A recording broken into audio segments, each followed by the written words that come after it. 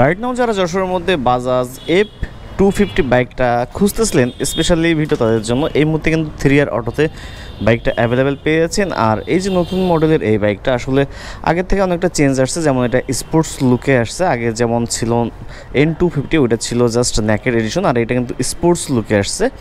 I think বাইকটা দেখতেও কিন্তু আগের থেকে অনেকটা চমৎকার করছে, অ্যান্ড লুকিং গ্লাসটা কিন্তু খুবই প্রিমিয়াম, মানে খুবই সুন্দর লাগতেছে, যেহেতু স্পোর্টস লুকের একটি বাইক। এবং এটা প্রজেকশন যে হেডলাইটটা, এটা কিন্তু একটা গ্লাসের মানে তলে রয়েছে, সো দেখতে খুবই ভালো লাগতেছে।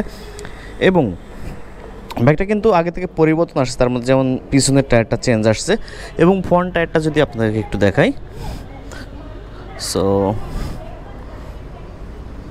ফ্রন্টের টায়ারটা কত আসছে, 110/70/17 সেগমেন্টের টায়ার আসছে, এবং এটা কিন্তু 320 mm ডিস্ক ব্রেক এবং ডুয়েল চ্যানেল ABS পেয়েছেন বাইকটাতে।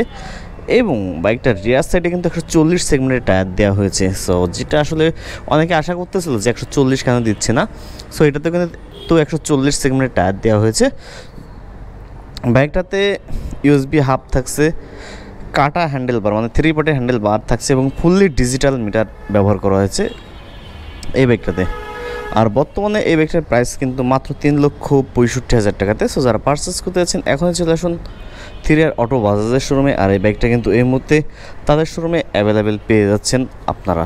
সো আর দেরি করবেন না, এখনই চলে আসবেন আপনারা।